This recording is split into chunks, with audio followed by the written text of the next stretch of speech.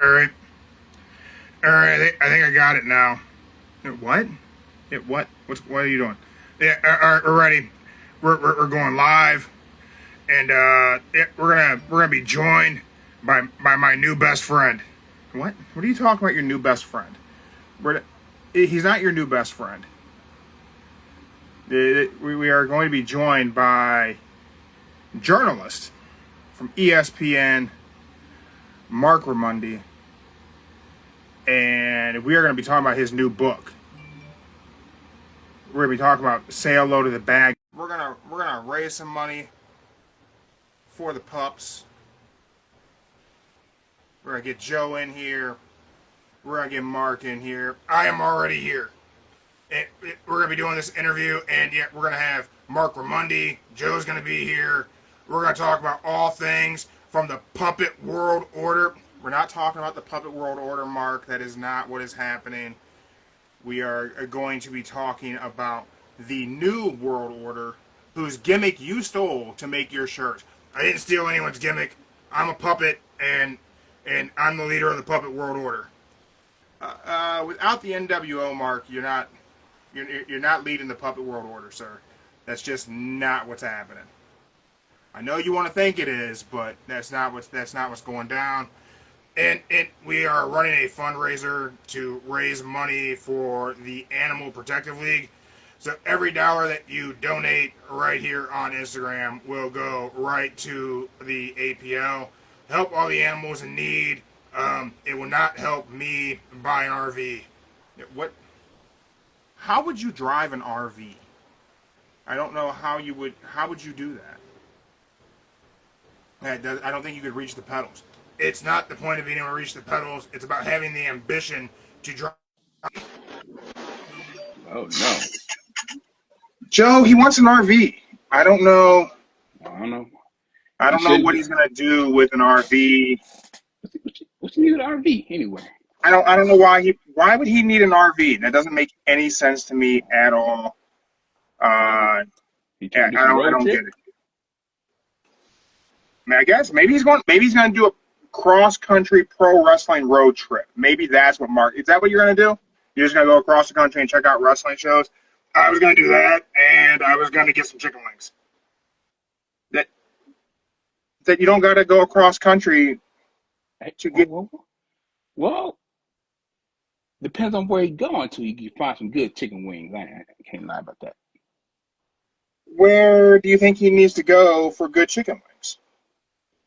Um, Definitely gotta stop in South Carolina. Then you gotta go to Georgia, Alabama. Now, Why is everywhere for good chicken wings got to be in the South? Right? Wouldn't you think a trip to Buffalo would be necessary for good chicken wings? Buffalo, that's like Buffalo like pizza. It's Buffalo. Buffalo's where the chicken wings started, man. It's Buffalo wings. It's literally Buffalo Wild Wings, Joe. I know, but I'm just saying, like, I was good wing. I was gonna go to like South Dakota or something. Why are you gonna go to South Dakota for chicken wings? I was gonna go there for buffalo wings. They have buffalo maybe there. Go to Cali. Go to Cali. Buffaloes don't got wings, man. That's not that. Buffalo wings are chicken wings. Why are they called buffalo wings if buffaloes don't have wings? Got you right there. I don't even have an answer for that type of question. I don't know. I can't help you. Joe, Mark might be losing it. I don't know. I don't know what to tell you about that guy. Yeah. Just innocent bystander. Oh, you're taking no responsibility for that? It's well, I wouldn't say Buffalo would have the best wings, but I just gave you my opinion on where to find some good wings at. You know. I feel like Buffalo's probably gonna have the best wings. Nah, they could, but they probably wouldn't have that good taste to it. I don't know. I think it's just gonna be all. It's gonna all be like a straight up buffalo sauce. It's not gonna be all these fancy ones. Or go to Wingstop. You like Wingstop's wings? They got some good wings. They got some good wings. Lemon pepper. That's where to go.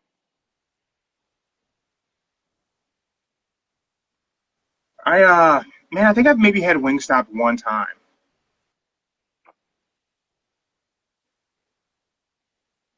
Oh, I Do they have a good fry? I don't remember what their fries were like. fries are normal, but they still good. Decent fries. I think my favorite wing place is, man, honestly, it's my wife's wings. It's your sister's wings. I think it's better than any place else. I don't know. Whatever. Or Mark gets in here, he can tell us what. Not Mark the Monster, Marc Raimondi. Okay. Join us any second now. He could tell us where his favorite wing place is. Favorite wing place. Sir, how are you doing? I gotta say, I think y'all are forgetting about Atlanta. That's the wing capital. I told you, Georgia. Bam. Joe did say Georgia. That's where I Joe live. did I say live in Georgia. Atlanta, and there's some good ass wings down here. I Close. haven't been to Atlanta since 2014. Well, Yeah, I got family in Atlanta. I okay. haven't been since 2014. I Mm-hmm. gotta get back down there. Good spot. Don't come during the summer though. It's hot and very humid. We're in Cleveland and it's hot and humid, Fair enough. and we aren't built No, for this. no, We are not built for this heat and humidity up here in Cleveland. But man, it beats 3 feet of snow. Definitely beats 3 feet of snow. Mark, thank you for joining us today. Joe's sporting the gear. Yeah, yeah, I I got see to do it. that. Joe's sporting the I gear. see that. I see Uh, that. I got to do I was I'm going to let you tell me if am I currently talking to a New York Times best-selling author yet? Have you Did we hit it the Not first yet. week? Not yet. And I'm not sure if we made it. I think we'll find out tomorrow, but I'm not sure if we made it, Uh, unfortunately. fingers crossed. Fingers Yep. crossed. Hopefully that is the case. Mark has joined us. He is the author of Say Hello to the Bad Guys. Hold up. Wait. Do they count like digital books or the actual book itself that Hardcover. sell? Okay. Yeah. Yeah. Hey. Hardcover, physical sales, what we're looking Yeah. for. So everyone go out and get your copies. Journalistic take on professional wrestling's, some may say arguably, but most important faction. Uh, Often debated as whether that's the case. And Joe and I have gone back and forth several times of sometimes I don't know if I think they are. And then he reminds me that everything after them doesn't exist without them. Correct. To me, there's Sir, no argument. There's no argument for me. See? I mean, I've had my moments where I've been, man, wrestling today wouldn't be what it is without the Bullet Club. And Joe goes, there's no Bullet Club without the NWO. You're 100% true. absolutely right. Mark, introduce yourself to everyone. Yeah, I'm Marc Raimondi. I'm the author of the new book, Say Hello to the Bad Guys. I also write for ESPN. I'm the Atlanta Falcons beat writer. But yeah, the book came out last week. Trying to make that evasive New York Times bestsellers list. Not sure if we got there, unfortunately. Don't know all the numbers yet, but yeah, I mean, that's what it is. Hopefully, this book is something that people really enjoy. Uh, so far, I am about the halfway point of the book. Okay. And here's one thing that I'm going to say is I am slightly dyslexic and I Okay. have some ADHD. And this book is a very easy read. It's great. I read through my Kindle app so I can adjust the font so it's a little easier for my dyslexia. But the way you wrote, it's just very easy. You're really painting a great picture of taking me back to my teenage years and remembering just how mad I was at Bash at the Beach '96. So you know what's crazy? So I'm doing this challenge right now that if we make the New York Times bestsellers list, I'm gonna get an NWO tattoo, and I have no tattoos at all, so it will be my first one. So we did Ooh. so my wife and I did a video outside this probably like one of the more well-known tattoo parlor. Do they say parlors? I don't even know. I have no tattoos. I always go tattoo shop. Our Tattoo friend Freddie shop. is a tattoo Yeah. artist. Yeah, he's done some of my work. But Yeah, tattoo shop. tattoo shop. So we go in to ask for permission to film, outside and inside this tattoo shop. And I talked to one of the tattoo artists there. Turns out he was at Bash at the Beach 1996 in Daytona. I mean, what are the odds of that? Isn't that insane? Ooh. These things keep happening to me since I've been doing the book, and it's really like, it's unbelievable. I Dang. I think that wrestling fandom stretches far and wide and into I agree. areas where we don't think we will find it. I agree. For that to happen to you, that's almost impossible. Yeah, Uh, I know. But these things have happened like along the way of doing this book so many times. Like, I'll give you another example. When I was doing the audiobook at a studio here in Georgia and in the Atlanta area, I ran into someone who worked there, and my wife and I had on our NWO gear, like our shirts and hoodies. And he sees the shirt, and he goes, "Oh, great! Awesome, awesome merch." And I'm like, "Thank you." And he was not even aware that we were doing the NWO book, down the hallway in a studio, the audiobook. And he was like, "Hey, check this out." And he had a tattoo of Wolfpack on his hip for the NWO. I mean, that's Ooh. how is that even possible? It's like it's so wild to me. you think about pro wrestling through the '90s, the Attitude Era, and the impact on pop culture, and the NWO is at the forefront of that. Joe's Yeah, got the shirt on. He's got the iconic logo. And yeah, something you spoke with Ariel Helwani about, it's in the book. Uh, the logo was really done in an hour. yeah. Less than 2 hours, about an hour, maybe an hour and change. It was a rush Dang. job. Rush Uh, job. I can see that now. it's It was a rush it's job. crazy.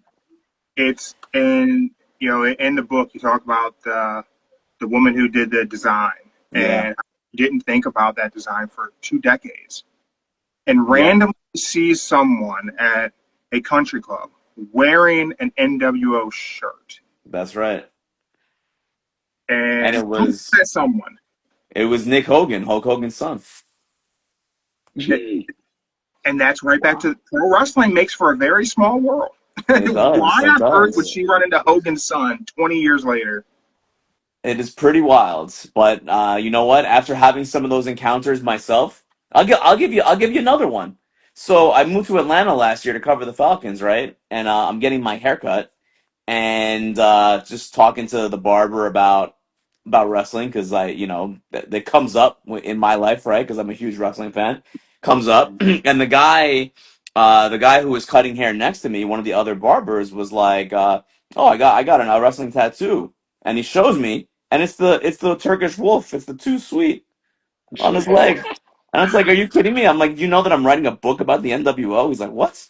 I go, "I mean, it's just wild." Yeah, You know, it's all crazy. this talk of these pro wrestling tattoos. I have a lot of tattoos. Um, I don't know how many I have. You lost count. Yeah, my right arm's covered in a lot of video game controllers. I I don't have any pro wrestling tattoos. Zero. Wow. Why Uh, not? I got I two, don't and know. then pro wrestling. Yeah, the video game controllers, a lot of childhood memories right Sure. there. And certainly pro wrestling fits into the lot of childhood memories. Hmm. So I'm going to join you in your challenge. If Okay. this book makes New York Times bestsellers list, I'm going to get an NWO tattoo. Okay. Deal. Oh, Deal. damn. I think you might be off the hook, but I'll let you know in about 24 hours. Let me know, and yeah, it may happen anyway. But certainly, if Okay. you make it, I will get I will get an NWO tattoo. I'm on the fence with a classic logo, or I do like the too sweet. Yep. That's pretty iconic. I think me and Hmm. Joe greeted each other in the hallways in high school hundreds of times that way. Hmm. Nice. But I think it was better if you get the logo. The logo it only represented better because Hmm. nowadays everybody use the too sweet and it's not represented like it did back for the NWO. Hmm. So best to get the logo. Mm. Do you think the Too Sweet? Do you think the Turkish Wolf has lost its impact? Now I'm just saying, if you look at the Young Bucks, the Bullet Mm. Club, everybody else is using it, but most of our people our age remember it being part of NWO, Hmm. and now everybody else probably thinking that watching wrestling today, like, oh, it's the Bullet Club, it's their thing, it's Nick and Jack, Hmm. Nick and Matt thing. Yeah. Nobody, nobody would look at it that way. I don't, man. You might be right, but I feel like there was a period of time just before the current boom of pro wrestling where the Too Sweet was just the greeting between pro wrestling fans. You go 2017, 2019, it, I don't think it mattered what wrestling shirt you've seen someone wearing in public. I think the likelihood of you throwing up the Too Sweet was pretty good. Hmm. That's true. But I do get what Joe is saying. The NWO logo is iconic and it is explicitly NWO and it can't be mistaken for anything else. That's all right. New York Times Best. I will get the traditional NWO logo All somewhere. right. Excellent. There's real estate available. There's spots. Legs have nothing, so I could give it. And I got All big right. cats. I'm a big dude, All so right. I can put a big NWO logo on a Yeah. cat And you got real estate to work with. for sure. There you go. So, Mark, let me ask you, why a journalistic take on the NWO? I mean, I have been a fan of wrestling my entire life, and it's something that, in the '90s, and you guys were there. You guys were watching in the '90s. I was just obsessed with it. I mean, it was just everything for me, right? It was just the greatest form of entertainment. I never missed a Raw or Nitro. Thank goodness for VHS. And the Nitro replay, right? That came on right after on TNT. Yeah, I was just so engrossed in wrestling as a kid, and I have a story that I haven't told actually on a lot of podcasts. I'm not even sure if I have told it on any podcasts. I was saving it for y'all. So when I was 10 years old, this was in 1995. Um, my parents got divorced, right? So my mom breaks me the news about my parents' divorce. She takes me, in my room, sits me down, and tells me the bad news. And my dad is going to be moving out, and it's terrible. As a 10-year-old, like that's devastating, right? You don't want to hear that. And it was sad. I cried, and then I remember, after the tears and after the grief, I remember asking my mom at the end of the conversation. I remember asking her, and this was in January, by the way, of '95. I remember asking her, "Can we still order the Royal Rumble on Saturday or Sunday or whenever it was?" And she said, "Yeah, of course." And I was like, "Ah." Thank goodness, that everything is gonna be okay because at least I still have wrestling, and that's what wrestling has meant to me over my entire life. I'm 40 years old now, and it's like it's been that thing that's been there for me. It's been like that security blanket, and as an adult, I've always wanted to kind of express my love for it and my fascination with it. I didn't really have like the platform. I've written wrestling stories for ESPN.com, quite a few, um, but those were features about certain specific topics and wrestlers and storylines and whatnot. This book is kind of like a love letter to pro wrestling in many ways, and the the origin of the book is like just my adoration of wrestling, my feeling as an adult that you can find like wrestling everywhere. If you know what you're looking for, you can see it everywhere. You can see the manufactured conflict and the ability to manipulate masses in a lot of places. everything is pro Hey, it's wrestling. my guy, my friend Juan Gonzalez from Wings Academy. How about that? It's been a minute. And then it was in 2019. I wrote about the NWO getting inducted into the WWE Hall of Fame for ESPN.com, and it's crazy because I put I put like a lot of like heart and soul into this article that maybe wasn't even needed for the topic that was at hand, right? It could have been a very short story. I think I wrote like 2,000 words.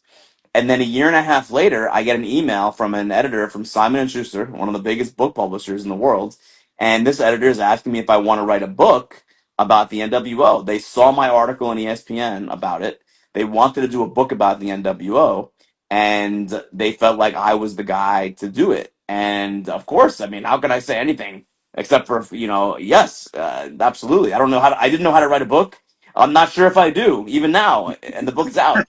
But of course, it was the NWO. It was my childhood. I was 11 when the NWO started, and yeah, I mean, it was just one of those things that I was able to use my training and experience as a journalist over many years. I've been a journalist for about 20 years, my entire adult life, and my love for wrestling, and combine those two things together to write a book, and it's really a blessing. I'm extremely grateful.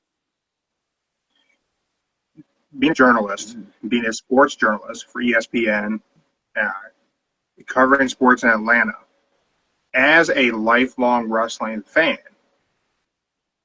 through the dark years of wrestling, how much grief were you given for being a wrestling fan and people Mhm. choosing to remind you of the F word that we Mm. don't say Yeah. is a thing people love to remind us of. How frustrating was that? It's still frustrating because I still hear it, and you still get it on social media if you're tweeting about wrestling or something. You still get that. Just so, Don't say it. yeah, yeah. I mean, it really is. It really is something that wrestling fans are extremely sick of hearing because, hey, guess what? Your favorite entertainment is fake too. Sorry, Star Wars is fake, guys. Game of Thrones is fake. But no one ever says that, right? But if you tell them that you want to watch Raw on Monday, they're like, oh, that stuff is fake, right? It's very frustrating, and it's something that I've dealt with for a long time. But I will say that the NWO era and then the Attitude Era, you didn't hear that as much because that was cool. It was cool. All the cool So kids at cool. school were watching wrestling in the 90s, and it was a cultural shift because as a kid in the early 90s watching wrestling, it was incredibly uncool. And some would argue that it's uncool right now to watch wrestling. But the mid to late 90s into the early 2000s, it was extremely cool to watch wrestling because the NWO made it cool. Yeah. You know, the book is titled "Say Hello to the Bad Guys," and without a doubt, the NWO. I want to say specifically Scott Hall and Kevin Nash made it really cool to be a bad guy. I mean, Uh, yeah, they were incredibly cool, compelling, captivating characters and human beings too. And it came across on television that way. Mm-hmm. Absolutely. Um, when you look at the bad guy in pro wrestling, you look at the heel. Hmm. Uh, Joe and I have had this conversation multiple times because I had something said to me by the world's strongest man, Mark Henry. I had a conversation with Mark, and he told me that, and I bring it up constantly, and we've debated this, and I've argued both sides of the fence, so I'd love your take. He said, cool heels aren't heels. Are not heels. They're not heels. Okay. If they're a cool heel, they're not really a heel. They're a baby face Yep. pretending to be a bad guy. Yeah, yeah. I mean, I understand where he's coming from. I get that philosophy, and I was actually I did Chris Jericho's podcast last week, and he had a similar sentiment about cool heels that when you're a cool heel, you end up burying the babyface to an extent. So I understand that point of view without a doubt, but I do think there is room for the cool heel in wrestling and entertainment in general. In fact, I would argue that Americans love the cool heel. We love the anti-hero. We love the villain. And it really started in the 90s, and the NWO was part of that movement that also included like The Sopranos a few years later, and Goodfellas a few years before, and that time period really gave birth to even in real life, like we love like John Gotti, as like a culture. We like the gangsters and we like the bad guys who had charisma, who were like good looking and well dressed, and we love that stuff as Americans. So I understand that cool heels are not necessarily, or I mean, the perception of them is that they're baby faces, but I don't know. I think it's kind of a I guess a hybrid type of role the cool heel has. Yeah, I think it's a Because balance. there's no doubt that the NWO was doing like dastardly things, right? I mean, they were beating people up with baseball bats backstage. I mean, they're doing bad things, but it isn't so much that they were cool heels. It was just that they were heels that were cool, if that makes any sense, right? You were interested in what they were doing. Mm-hmm. Yeah, I gotta agree with that. They were just heels that were cool. They were so bad that you couldn't help but kind of like them. And Hall and Nash were just funny. They were I think very funny. I think that was one of the biggest things that made them so likable. They were they had great comedic timing. I think about the Four Horsemen promo where they impersonated the Hmm. Horsemen, and I'm gonna give you not just any spot, not his spot, not his spot, not a liver spot, not your dog spot, but My my spot. spot. That's right. That's And right. it was so good. It was Tremendous. just so good. Also, like anytime those guys got on commentary on Nitro, I was like, all right, yeah, I got to listen to this because they were hilarious. They were just tremendous on commentary. Some of the Nash stuff, like when they first came in, getting arrested and screaming Attica, Attica. Like he's just, Yes. I have a good story. I forget if this actually even made the book, but I think part of it did. So when Nash left the WWF. And this is what Jerry Briscoe told me. Of course, he was one of the top lieutenants of Vince McMahon back then in the 90s. When Nash left the WWF, there was a perception among the executives that it wasn't a big loss. They felt like Razor Ramon, losing Razor Ramon, that character, Scott Hall, was a much bigger loss. In their minds, like, Diesel had his run at the top. He wasn't a great drawing champion as the champ. And he was the champ for almost a year. And they kind of felt like, all right, he had his run and then he was just gonna be, a guy, certainly a part of the upper card, but not someone that was gonna be the face of the company. But they still felt like Scott Hall as Razor Ramon had a chance to be that. They thought that there was still meat on the bone with the Razor Ramon push, and they were probably right about that. So they felt like losing Scott Hall was devastating. But Kevin Nash losing him not really that big of a deal. They really didn't mind all that much. From a personal perspective, Vince McMahon didn't like it because he thought he was like friendly, very friendly with Kevin Nash. They were friends. But as far as like talent goes and ability, they were not super high on Kevin Nash. But then he went to WCW and he was allowed basically to do the things that we're talking about, to be funny, to be more charismatic. The Diesel character was very generic, right? It was a very generic kind of a cookie cutter type of good guy when he turned babyface. And as Kevin Nash in the NWO, he was able to be funny and witty, use like his random pop culture references, right? And have that charisma that he was not really allowed to show as Diesel. And WWF, like the guys in the WWF, the executives were like, "Oh wow, he had more than we knew. Like there was more there than we realized that he was able to show that, and he really came into his own in WCW." Because you could argue that Razor Ramon was more impactful than Scott Hall. I guess from just like a consistency standpoint, right? But there's no doubt that Kevin Nash found himself and found his voice as a character in WCW with the NWO. Yeah, Yeah, without a I doubt. can agree with that. I can It's agree with crazy to think that they didn't think that losing Nash, losing Diesel, I guess I should say, because they didn't have Kevin Nash. They had Diesel. that. They Correct. didn't see that as a loss. Whenever, I mean, you had a few big men. I mean, he was there. You had Taker, of course, Hmm. Sid at the time. That's right.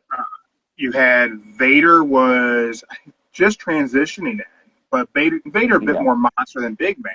But of all the big men they had, Nash was without question right there as athletic as Taker at the time, Hmm.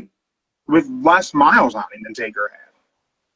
Yeah, So yeah, I agree with you. I agree with you. But I guess they just felt like he was kind of past it a little bit. Like he had his run, and he did have injury issues. Certainly, it's a man that big, especially someone who he played sports his entire life, so he was not broken down, but certainly worn down to an extent. So I guess they just figured like it isn't a huge loss, but really, I mean, Kevin Nash came out in the NWO, and he became one of the biggest names and biggest stars in the entire company of WCW as they were winning that war on Monday nights. Yeah, yeah. It's kind of hard to envision had he stayed in WWF at the time, what the NWO would have looked like. Because as you mentioned in the book, Nash initially didn't intend to go. That's right. He wasn't planning to join Scott Hall. He wasn't planning to be a part of that. And I won't, give away everything in the book, but if some things happen, he decides, you know what, I'm out. Mm-hmm. Imagine had those events not taken place. He's like, I'm just gonna stay being Diesel. I'm gonna be, just a generic character because I'm from Detroit. So they're gonna, if I'm not Diesel, I'm probably gonna be Ford Fairlane. I'm gonna, in a couple years, I'll be a Chrysler Sebring. Who knows what they're gonna do to me?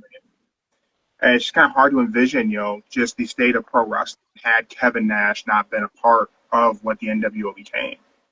Yeah, and who knows if the NWO is even a thing without Kevin Nash, because it was kind of contingent on two guys coming in to invade and then adding that third man. And you can't really blame Kevin Nash for not wanting to go initially, because they had him with the character Oz in his first run in WCW. Like, that was terrible. You think that Yeah, guy wants to go back there and be Oz again? I mean, good God, that was awful.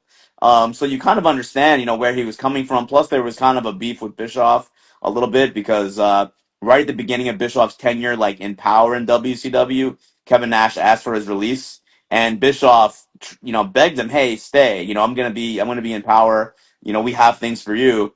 And Kevin Nash was like, "Yeah, okay, I'll stay." And then he asked for his release anyway. So he kind of like he kind of lied to Bischoff, with which pissed off Bischoff, and also made Bischoff maybe not want to work with him in '96. But they were able to patch things up, of course. But yeah, I mean, all these things, like the domino effect, is so interesting to me, right? It's like, what if this didn't happen? Would the NWO still be the way it is, or what have you? What if Sting was the third man, not Hulk Hogan? What if it was someone else? And the answer to me, to all those questions, is there's no way we're talking about this in 2025 if it isn't these three guys. Pretty much. Let me. My head's in the way of Hogan, but maybe that's okay. But yeah, you get what I'm saying. Yeah. I couldn't agree more. Um, Whenever I look back at that era, and I look back at Joe and I going to school together, our circle of friends. Whenever the NWO popped off, it was, first of all, our nerddom became cool. And that was a huge plus. I like to argue my wife probably wouldn't be my wife today if I wasn't such a wrestling nerd in high school, but at least prepared her for what was going to happen throughout the rest of our lives together. But it was cool. And then you touch on this in the book, and recently X-Pac was on Ice Cube's son's podcast, Yeah. and he talked about the influence of hip hop on what the NWO was doing, and my brain never linked those things together. I knew Joe and I we were listening to West Side Connection, we were listening to all that music while being NWO fans and pro wrestling fans, and I never I never made the connection that what they were doing on Nitro was literally just what Ice Cube and Mac 10 were doing on every West Side Connection music video on MTV. I never connected those dots, and you explain it well in the book. And X-Pac touched on, like, you talk about Kevin Nash pop culture references. Yeah, he brought hip hop and the urban scene to Atlanta wrestling. And that's true. And that was a big shift, right? A big shift in wrestling, because especially in WCW, right? Down south, it was an old boys network, and you didn't get that kind of content before until Hall and Nash showed up. Unfortunately, it was white guys who brought it. That kind of sucks, right? It's like, I guess they had some cred, but I mean, it could have been a person of color at least. And, I guess Conan came later. He kind of counts, right? Yeah, Vincent. Yeah. Count We had Vincent, Vincent. Vincent. yeah, but I mean, Not he was not. Vincent was not cool. Sorry, nah. the late Mike Jones. I apologize, but Vincent was not cool. Yeah. The only close person they had was probably Booker T. That's about it. And they Yeah, wanted him. They wanted Booker T to join the NWO. Like Kevin Nash wanted him explicitly, specifically Booker T. And Booker T was like, "Nah, I'm good. I'm doing my own thing." He didn't want to get lost in the shuffle, and that was a real issue for people. Once the group kept growing, it just became like a monolith almost, and no one was, none of those guys in the mid card were getting over. so that's one note I had. I wanted to ask you your opinion. The NWO growing as large as it grew, and a lot of people in hindsight look back and say, "Oh, well, that was a big problem. That was a Hmm. huge." I remember being a fan at that time and being confused often. Like, there's just everyone's in the NWO. Eventually, there's no one to fight. Yeah, Mhm. Uh, if we would have kept the NWO exclusive membership, yeah. where would you have stopped? If you had the pencil and you were Ooh. booking this, like there is a line draw. I'm asking both of you, Joe, you as well. Where would you Oh, have drawn the line? the Giant. So they stop at the Giant, and that's it. Got it. Yeah, And they the stopped the Giant. Giant. I would have probably included, six, Sean Waltman, because he was to me a major contributor to the NWO and its attitude, right, and its brashness back then. I mean, he gave us the crotch chop. He's the He did. innovator of the crotch chop. So how could you leave out Sean Waltman? But honestly, like these three guys, that's the NWO for me. That core three. Throw in Eric Bischoff. Like those are the guys that really made it what it is. But I do think that the sentiment that it got bloated is true, certainly, but it's a bit overblown. And let me explain why I feel that way.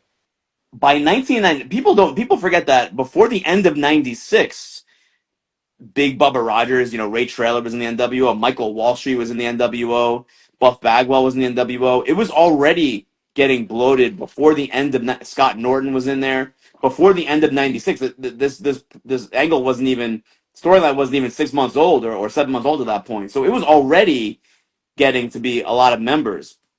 Yet 97 was an incredible year for business, and then 98 was an even better year for business, and that was with an extremely bloated NWO, including the Wolfpack, which split off. So, I would argue that it's a little bit overblown because they actually did better business when it grew than before.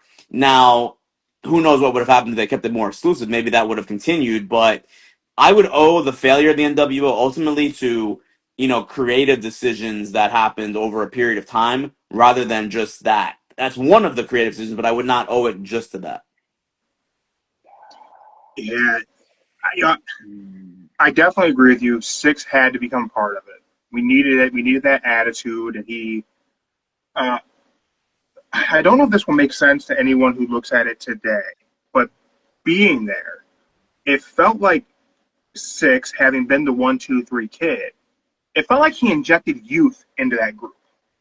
He was the scrappy little brother who was most likely going to get the bigger brothers into some nonsense and cause more problems. And I think he just brought a youthfulness to the group. He did, and he was also the best worker in the group. He was the best in-ring guy in the group, and that was necessary because some of those matches weren't all that great, if we're being honest, in terms of the in-ring quality. But Sean Waltman made them better, and again, the crotch chop, American cultural icon. I mean, still utilized today in the NBA and other sports, right? Still being done in the UFC. I know that for firsthand. John So Jones. John Jones brought it John into the Jones does it. UFC. I mean, there was an MMA fighter just a couple of nights ago that did that, and on a regional show, and Sean Strickland came in, tried to beat him John up, like it Strickland was punched him in the head. crazy madness, but which is MMA kind of in a nutshell. But Yeah, yeah, I think it's hard to separate Sean Waltman when the NWO got inducted into the WWE Hall of Fame. It was Hogan, Hall, Nash, and Waltman. So I put that take that for what it's worth, but I like that as the main core of the group. I agree. touching on the group, on the members of the group that got put into the Hall of Fame, Yeah. for both of you, Joe, Mark, who is the most underrated member of the NWO? Underrated. Most underrated. You can go underrated and underutilized, because I feel as though my pick for underrated was also really underutilized. I think there could have been more there with this person than what we ever got to see. I'm gonna let Joe answer this one first, unless he's still thinking. The only one I could think of offhand was Kidman. Kidman was in the NWO, but they never used him. Was he in the NWO? When? He was in there like for a short period. Came like, ugh. That's Like for in the end. 2000? Yeah, like in the mid. He was in there. Oh, He Joe, we came in can't there. count 2000s NWO. I don't even. Okay, okay. I mean, I think. I say Scott Steiner. Scott Steiner. Okay, okay, that's a good answer. Big Papa Bump. I think my answer would probably be Bret Hart, but I asked Bret Hart, and this is '98, and the creative direction of WCW was weird in '98. No one really knew what was going on, and I asked Bret Hart, "Were you actually in the NWO? Like not NWO 2000, not that. He was in that, but I asked him, flat out, were you in the NWO in 1998?" And he said, "I don't even know." That's how like weird the creative was at that point. It was so convoluted. So I put him there if he actually was a real ranking member of the NWO, He and sang if the not. Canadian national anthem the night after the screw job. Doesn't that Yeah, count as inducting him in? I feel like that I counts. I don't know, but I'd actually say Eric Bischoff, believe it or not. Like not the executive Eric Bischoff, but the actual on-screen talent, the actual promo Eric Bischoff. I thought he was extremely hateable as that role, as the authority figure. Right? He did the authority figure like angle gimmick character before Vince McMahon did it, right? He was doing it successfully on television before Vince McMahon did it with Stone Cold Steve Austin. And one of my favorite moments going back and watching it, and I watched over 500 hours to research for the book. One of my favorite moments was Eric Bischoff firing referee Randy Anderson on Nitro in front of his entire family, his wife and his Oh two yeah. kids. And that was cold as Front hell. row seat. And Front row seat. and it resonated so much that the switchboard at Turner was going off the hook the next morning, and Eric Bischoff got called to his boss's office, and his boss was like, "Did you fire someone live on national television last week or last night?" And he didn't know. He like laughed about it, but that's how good that angle was. That people really thought it was legitimate, and I thought that was really like pretty excellent heel work. And I don't think he gets credit enough for being a really good like on camera character. Yep, Mm. you're definitely right. He played that authority role very well. Yeah. My underused NWO member is Scott Flash Norton. Yeah. Yeah. Scott Norton, those who don't know, but in the mid 90s, Scott Norton was tearing it up in Japan. He was an amazing worker, and just that boy was thick. They could have they could have done something with Scott Norton that I Yeah. just think there was too much around that you couldn't focus a spotlight on that guy. Had they been able to, there's a chance Scott Norton could have been a Hall of Famer. I really Th- believe that. there was definitely a tangible almost glass ceiling in WCW, and I wouldn't throw the NWO into that as far as who was allowed to get to a certain level. And Scott Norton was just not allowed to get there. He just wasn't. It needed to be one of the. It was political. It was political. It was Hogan and his guys and Hall and Nash and guys like that, and then Goldberg made his way in, but it was very hard to get elevated in WCW, and Chris Jericho never did, an all-time great talent, right? Eddie Guerrero never did, all-time great talent, And that's just how it was in WCW at that time. And Scott Norton happened to be so over in Japan that maybe he was fine with just being he was a main eventer, as an NWO Japan member out in Japan. Did really well up there. Won the IWGP Heavyweight title, if I'm remembering correctly, right? I believe he did. Yes. Yeah. So I mean, he was over. He was over in Japan. He was, I'm sure he made money, there as well. So he probably didn't mind as much. But I think you're right. I think that he definitely could have done more in WCW. But a lot of guys could have done a lot more in WCW, but they were just never allowed to. Yeah, I think if we could have seen, Scott Norton just ragdolling the cruiserweight division, he could have been booked like a killer. It just would have been really good. Poor cruiserweights. I know it would have sucked to take those bumps, but I mean, someone's got to take a back bump. It's got to happen.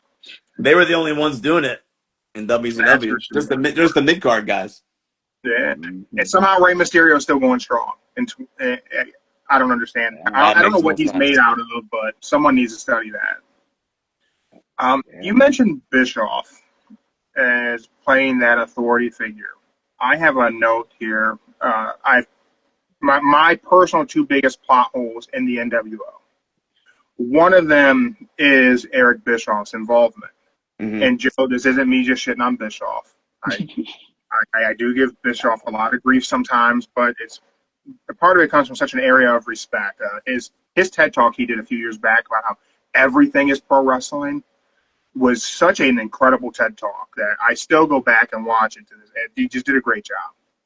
But to me, Bischoff being a part of the NWO never made sense because we already had Ted DiBiase as the money man. Mhm. If they never did DiBiase, Bischoff makes all the sense in the world. But because DiBiase happened, to me as a fan then, and then as I've gotten older, I've overanalyzed it and rewatching it and go, it just doesn't make sense for Bischoff to be here. To me, I think Bischoff's a big plot hole. If we had DiBiase's money, what the hell do we need Bischoff for?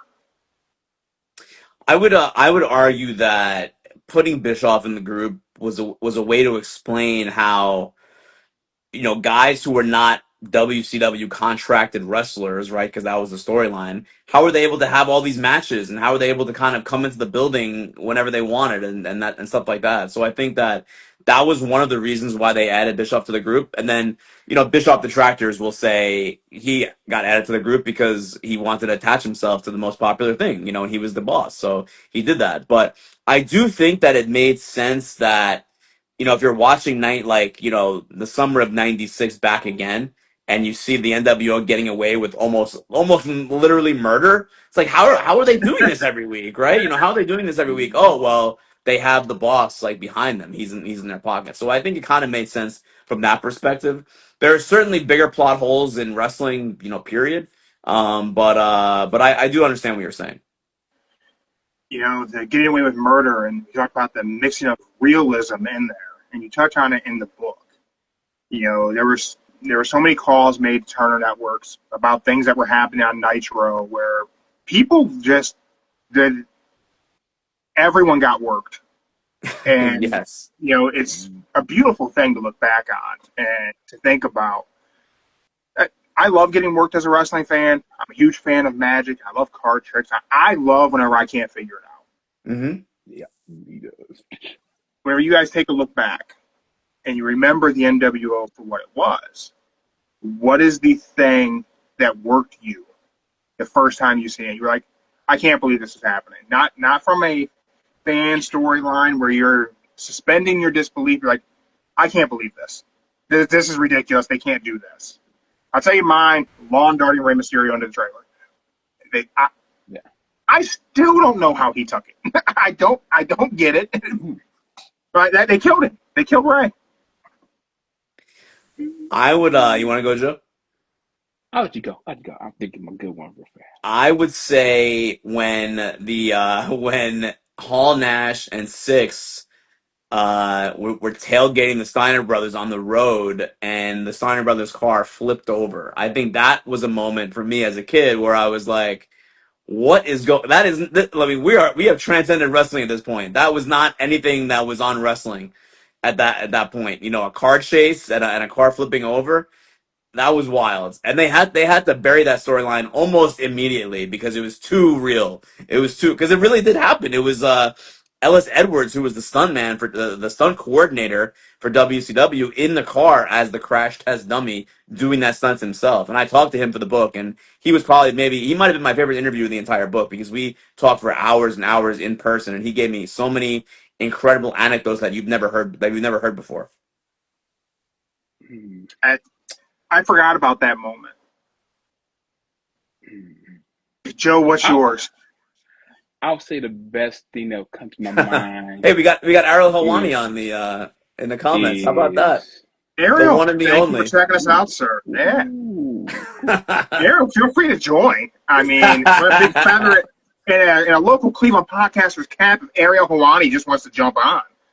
That should get some donations for the APL. That's what that would do. There you go. That's a good friend right there. Ariel's the man, and we've been friends for a Great long guy. time, and that's the kind of support that he's always given me. So shout out Ariel. Ariel throwing the too sweet in the comments live on Instagram. Love it.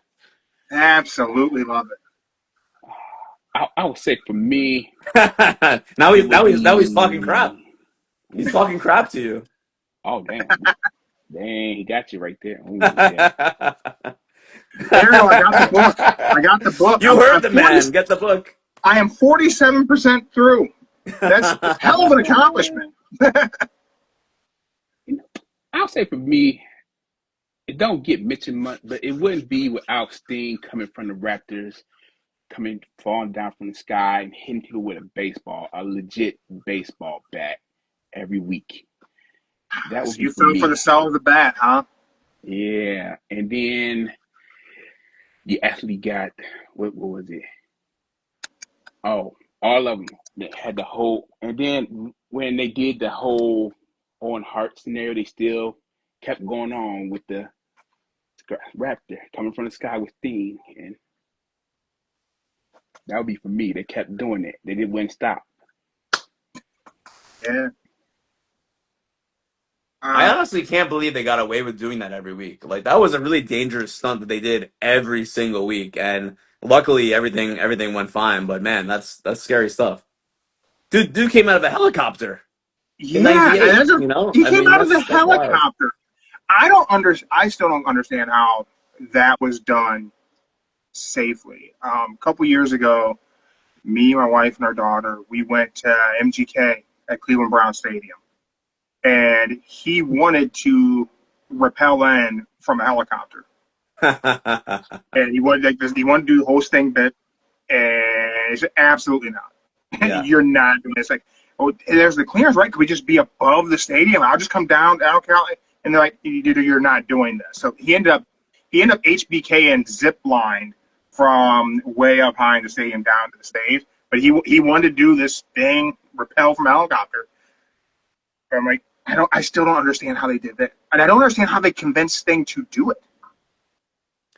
Sting was like an adrenaline junkie, as we kind of found out during his AEW run, right? The guy actually really enjoyed doing these stunts, and he was in a weird point of his life back then in the '90s. So I think that might have had something to do with it too. He was kind of going through like some mental health things, and yeah, I mean, but he did not initially want to do it because the first time they tried it, it was with a sandbag. And they were testing it out like in the middle of the night, or maybe like very very early in the morning, the day of Nitro, like 2 a.m. right?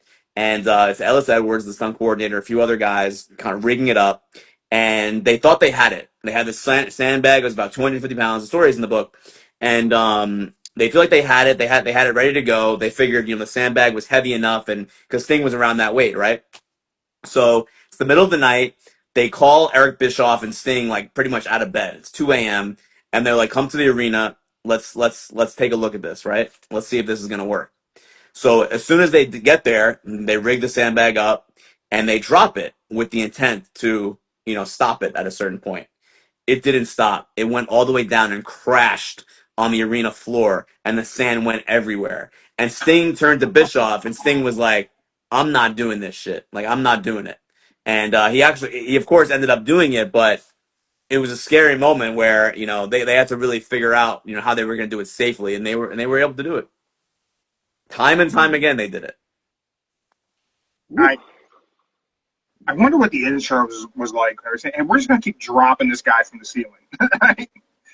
I have to imagine whoever was insuring Nitro shows, after they see it twice, they made a phone call. We're raising your rates, like whatever it is we're The charging you, 90s we're were charging different. The more. 90s were different. There's a lot of stuff that we got away with in the 90s that we can't get away with now. You Mm. know, it's amazing. Not just pro wrestling, all combat sports. You mentioned the UFC and MMA, and I did MMA in the early 2000s. And I think about some of the stuff that went on in just regional MMA promotions back then versus things that would absolutely never happen now. And pro wrestling, much is the same, right? Mm-hmm. Everything's a Mm-hmm. lot safer. Everything's a lot safer, thankfully. Thankfully. I was an ECW fan, early on, Me and too. I don't long for anyone to be taking unprotected chair shots anymore.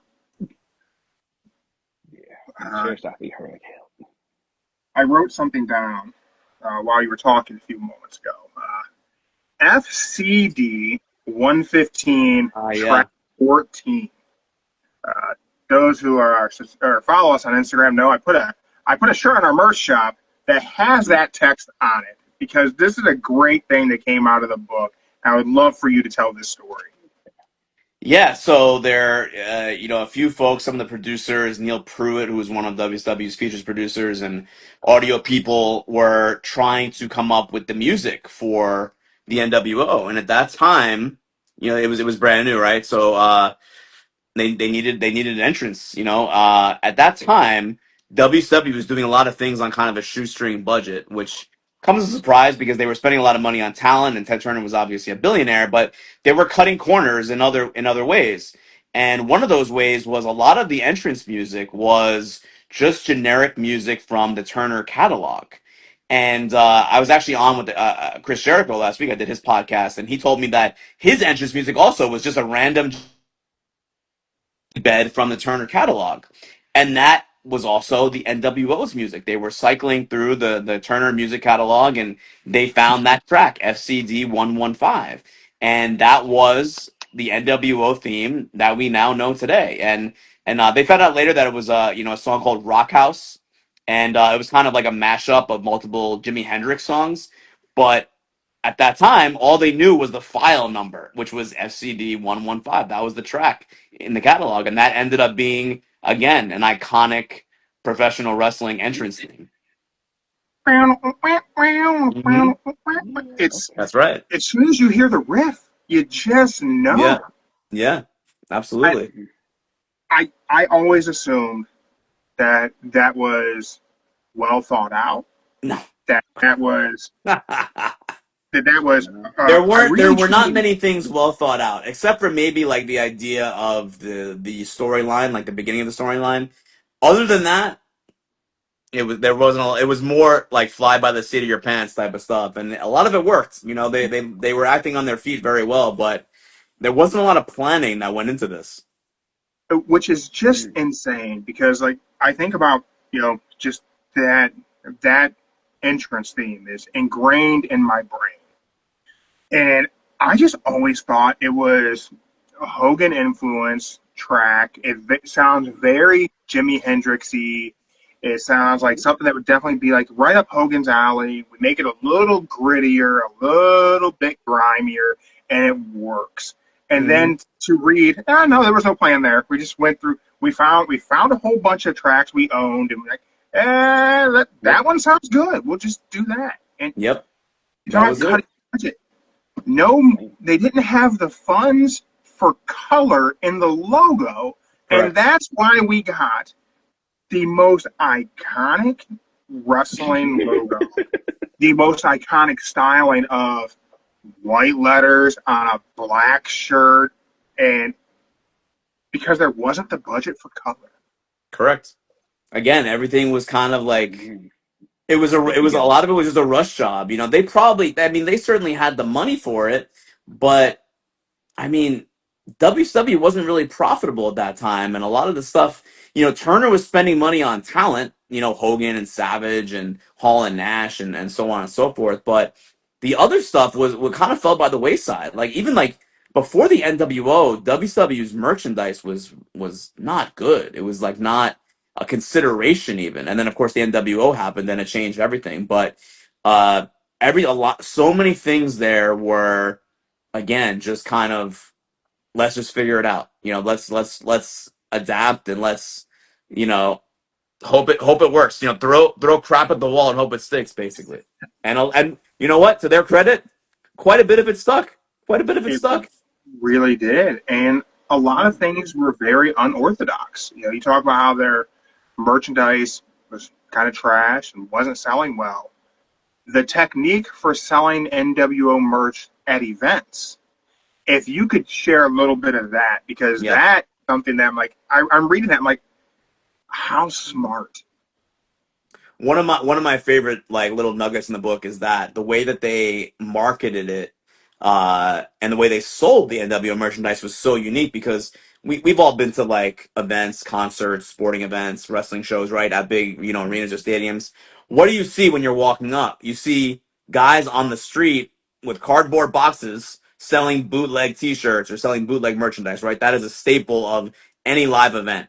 So what WCW did when the NWO first started is they sent people outside with the NWO shirts and sold them as if they were bootleg shirts. Like this was like a movement, that the NWO was out there selling their own shirts when in reality they were legitimate WCW licensed shirts, but they made it look like it was counterfeit, like it was bootleg, like this was an outlaw type of thing. And it was so effective, right? Because the way that the marketing ran parallel to the storyline was perfect, and it needed to be, right? Because if you went into the show, if you went to Nitro one night in August '96, and you saw the Hollywood Hogan shirt and the NWO shirt next to the Sting shirt or next to the Luger shirt, then you're gonna call BS on the storyline, right? But it's outside; it's not even indoors. It's outside on the street. They're selling it out of a cardboard box, making it look like it's this like bootleg counterfeit outlaw type of deal, and it worked. Yeah, to read that, I'm like, that just like it makes so much sense now to look back, like how it worked because it was the '90s, it was the mid '90s, it Hmm. was you know the NWO had the tagline, "Tradition bites, NWO for life," right? We were rebellious. We didn't want nobody wanted the corporations shirts. Correct. We wanted the Correct. Renegade shirt. It was, as we mentioned, we were ECW fans. Hmm. We wanted the Renegade thing, and the NWO was our Renegade rebels Hmm. inside of a corporate machine. Absolutely, and even the way that they distributed like the merchandise catalogs, because for all you young folks watching, there was really no internet back then. Like you couldn't just go and buy it on the website. There really wasn't a website. I mean, there was, but it wasn't the what you think of now as a website. So they sent out merchandise catalogs, and when WCW sent out the NWO catalog, it was separate. There was no WCW markings on it at all. It was a whole separate thing. They sent it out separately to the WCW catalogs, and even like the phone number and the address in the catalog were different than the WCW phone number and catalog. So they kept that separate as well. Even though it was really going to the same place ultimately, they kept that separate to make it seem like, to make it feel like the NWO was this offshoot group. Yeah, making it feel real. Yeah, make it feel Like real. they did every measure, and it's funny, those things that really hooked us into loving pro wrestling in that era, and it being part of our DNA at this state of our lives. And you look at the product today, there's no attempt to keep that. No, There's the kayfabe opposite. The is opposite to long. an extent. Yeah, it's like they're giving us more than I ever wanted. Yeah, Like, we have a new Netflix series coming out yeah, where they're really going to peel back the curtain. Um, and I'm torn. And I yeah. would Me love your too. take. I feel that way too. I'm curious. I'm certainly curious, but Chris Farley said it in Tommy Boy.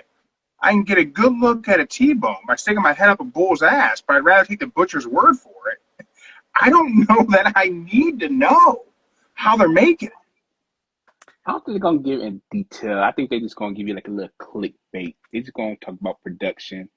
They ain't gonna tell you how the match finished or how it ends. They're just gonna tell you what they do behind the scenes and have you following the cameraman, just talking to cameraman, pyro, all that good stuff. That's all they're gonna be doing. Yeah, Clickbait. That's all it is. I'll kind of wait and see how that goes before judging it. But I do share your concerns. It takes a little bit of the magic away. But on the other hand, I also see it as like, they're embracing this as an entertainment medium, as its own, genre and its own art form.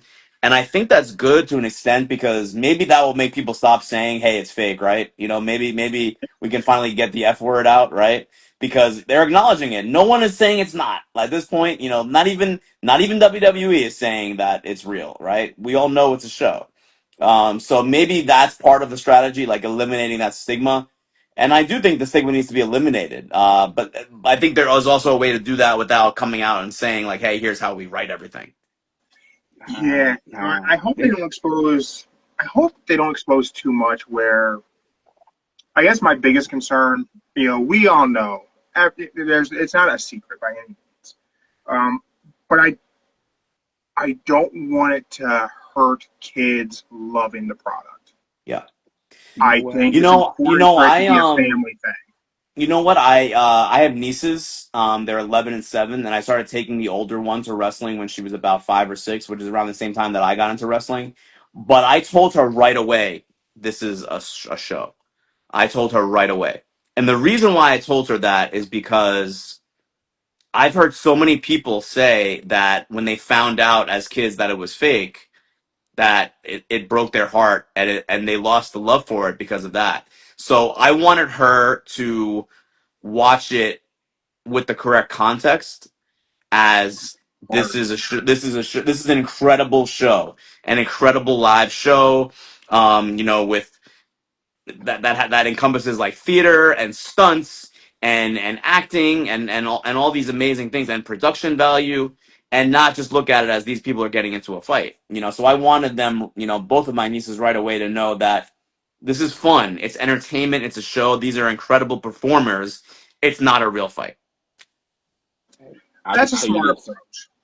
This is where you should approach it. This behind the scene thing. Just think of it as The Rock is playing behind the scene at WrestleMania.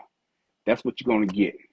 You're gonna get bored out of the next 45 minutes of the show. That's all it I is. didn't want The Rock telling that much stuff about WrestleMania, man. That's all it is. Joe, how did you explain pro wrestling to your daughter? Your daughter's young. How did you explain to her what she was seeing? I just told her it's two people fighting. And she said, "You ain't supposed to fight." I said, "They fight." And she said, "Can I fight you?" I said, "Yeah, you can fight me. Go ahead. Hit me. Hit me. But if I take you down, don't say nothing." I My daughter's older. My daughter's 27 now. I became a dad very young. I don't remember ever like explaining pro wrestling to her. She was exposed to combat sports whenever she was like 6. She was in the gym with me when I was doing MMA, and she did Kempo karate. She did jiu-jitsu. So she was around all of that. So I think whenever she was watching pro wrestling, I just don't think like, it clicked with her at all. Like she's like, okay, they're just fighting different. I think she just like associated with like, Yeah. for some reason they're not getting black eyes and Dad's getting black eyes, so he must not be very good. Nah, my kid, she's more into their theme song more than the actual wrestler itself. So if she hears that perfect song that clicks with her, she'll stay. But then once the song's over with, boom, she gone. She in a whole nother world. She back to reality.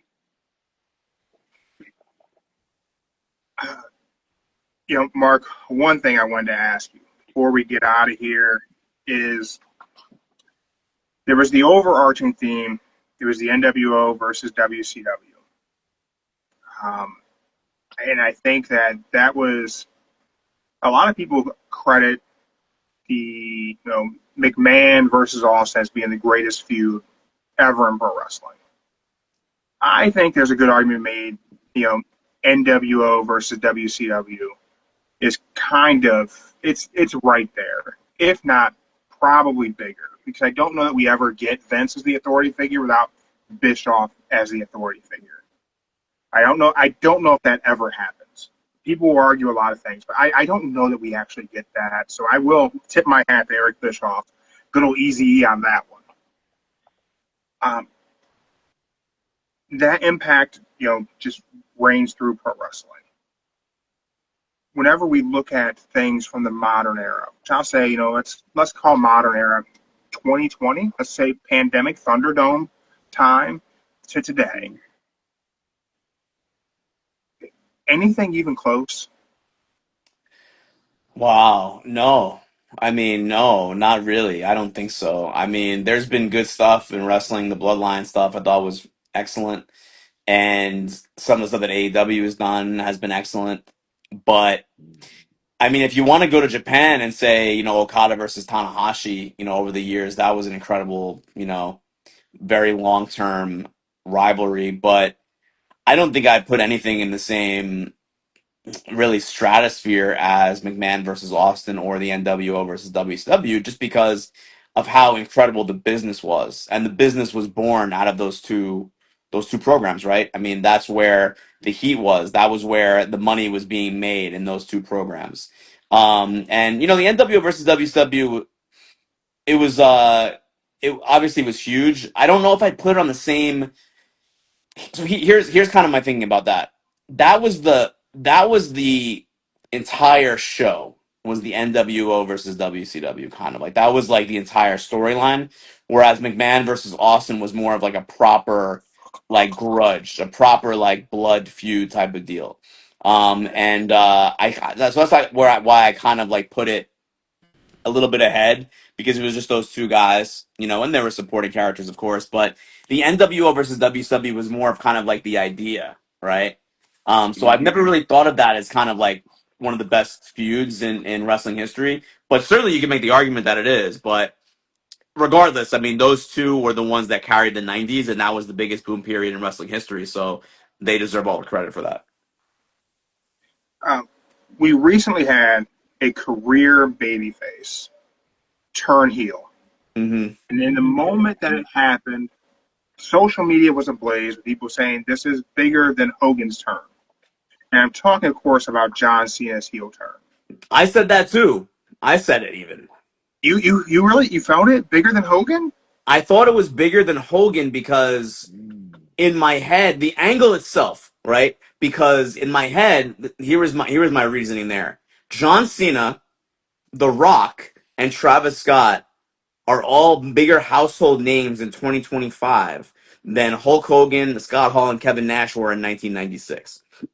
So I thought from a sheer star power standpoint, and how it went viral, how it went viral on social media when Cena turned heel, I thought that it was bigger. I I was wrong. I was wrong. I mean, because they have not followed through with it in the way that the NWO got that follow through. It that whole idea of Cena turning and joining The Rock and having Travis Scott there kind of died very quickly, right? The Rock has not been seen since, so you No can't even follow-up. put it. You can't put it in the same stratosphere as the NWO, but it was an enormous angle in the moment. In a vacuum, enormous moment. But it's just not going to be remembered with the same impact as the NWO because of what followed that angle when it came to the NWO and Hogan turning heel. Yeah, I think the follow-up with Cena, I think, was It's like I said. I, I don't want to say it's bad because I really like it. But I think I like it for the wrong reasons than what the initial turn was supposed to do. I don't want John Cena to ever lose that title. So I think he should retire world champion. I think we could hit reset in the new year. Maybe we just have one for WWE. Mm. But if you're going to let someone go off into the sunset with the world title, I think it can be John Cena. With the NWO, whenever we talk about cool heels, which I will label John Cena at this point a cool heel because I don't want to see him lose. Hall and Nash were cool heels in '96 through their entire really. Hogan, however, I was wearing the nWo shirt, but I still hated Hulk Hogan. Yep. Yep. I don't know if you guys felt the same. Joe, you and I, we've never talked about this. Did you hate Hogan, or were you a big fan of Hollywood? Because I was nWo for life, but Hulk Hogan could go straight to hell. Yeah. He turned his back on me. The other guys were cool. I like the Hollywood Hogan better because I never was a fan of Hulk Hogan. Sorry. Don't have that. Hulk Hogan, the red and yellow, yeah, he just wasn't my thing growing up. You can blame my dad for that, y'all. Sorry. But the Your Hollywood dad's always Hogan, loved the heels. Joe Senior, it loves the heels. and Hulk Hogan wasn't on his radar. He said Hulk Hogan sucks. So who am I going to argue with my dad about Hulk Hogan sucking? No. But Hollywood made him name, made me like him better than Hulk Hogan. Mark, how did you feel? No, I'm with you on that one, and it was pretty clear that Hogan was hated by the fans, right? And Hall and Nash were loved, So they were in the same group, but Hall and Nash were definitely cool and contemporary and charismatic, and the fans really enjoyed them on their screen.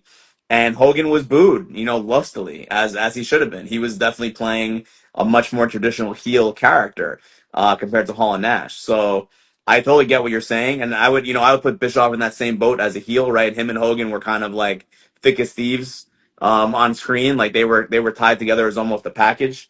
And Bischoff was hateable, extremely hateable as the evil It authority was. figure, along with Hogan.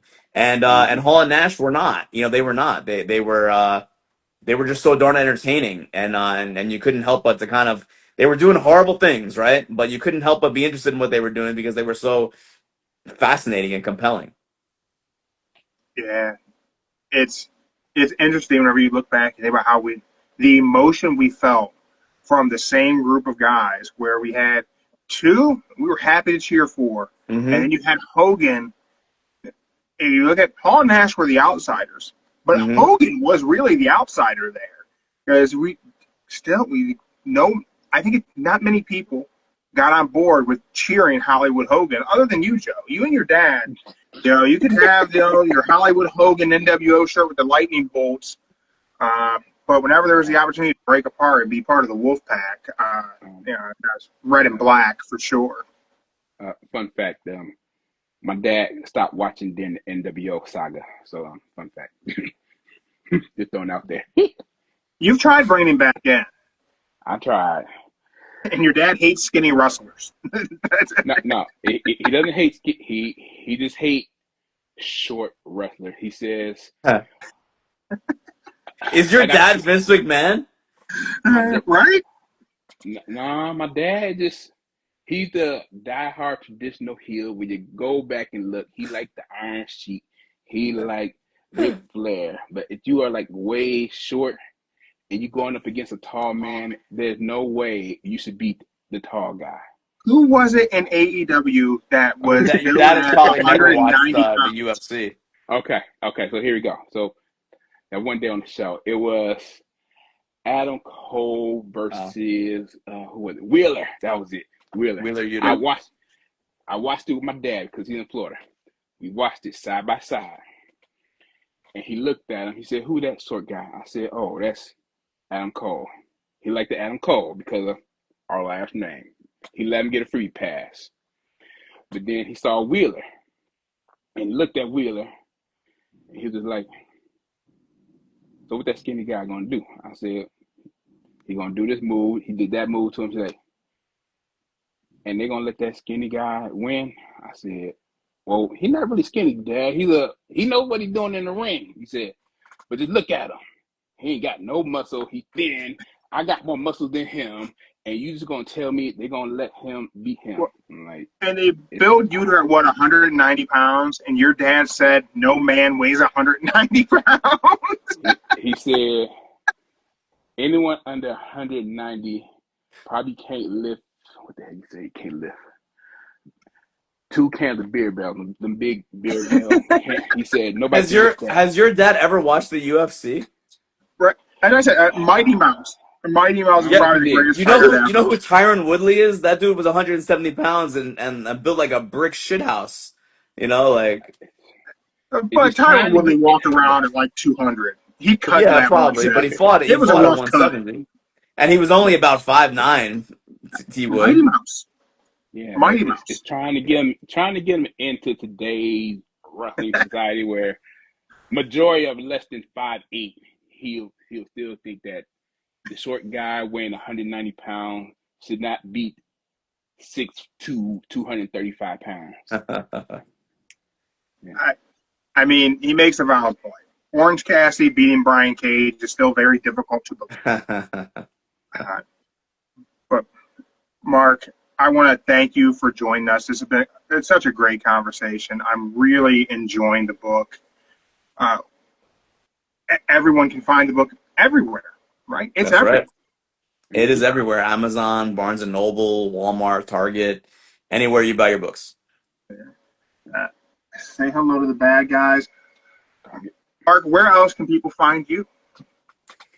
I'm on X at Marc Raimondi, MarcRaimondi, and we're on Instagram already. So you can click my thing on top, just Marc Raimondi Sports, and I'm there. I'm even on TikTok. I don't really know how to use it. I'm not dancing on there if I'm being honest, but I'm on there, I guess.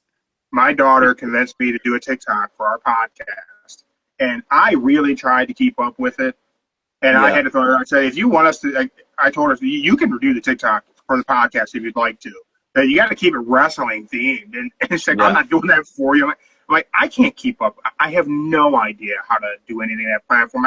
I'm in my 40s. Instagram's where it's at. Everyone's yeah. got this in their pocket. It's a lot easier to go this route. I'm with you. I'm with you on that one. Mark, thank you for joining us. Everyone who joined us live on Instagram, I appreciate you being here. We are going to keep running our fundraiser for the APL, as always, that we do here. And again, we do have our merch shop. All profit from all merchandise sold goes directly to our APL. And guys, go out there and get the book. Like I said, it's written in such a seamless way. It's like Mark's telling you a story. It's really, you did a great job. I know you say you don't know how to write a book, but I think you've done a fantastic job. Easy read, very. As a guy who really truly believed, I knew what there was to know about the nWo. I have learned so much at 47% through the book. I'm just enjoying it. It's a fantastic job. Thank you so much, man. I really appreciate that a lot, a lot. And again, if it makes the bestseller list, I'll get the logo tattooed. I will join in. I'll go to Fat Ink, Ohio. We'll put it on the Instagram. We'll do it live. I'll get the tattoo live for everybody. Nice. Yeah, I love it. I'll be there with him. All right. I hope so. And that means you're getting it Knock too, on Joe. wood. I got to find a good spot to put it there. Come in that, but yeah. All right. Mark, I wish you nothing but success with the book, everything you have going on. Hopefully we can get you back on again. We just talk some current wrestling, but the book's fantastic. Everyone go out there, get it. Mark, thank you for your time. Joe, thank you for your time as always, my friend. And we will be back tomorrow. We'll recap Raw. We'll preview Dynamite. And you guys keep moving forward and keep your shoulders off the mat. We're out.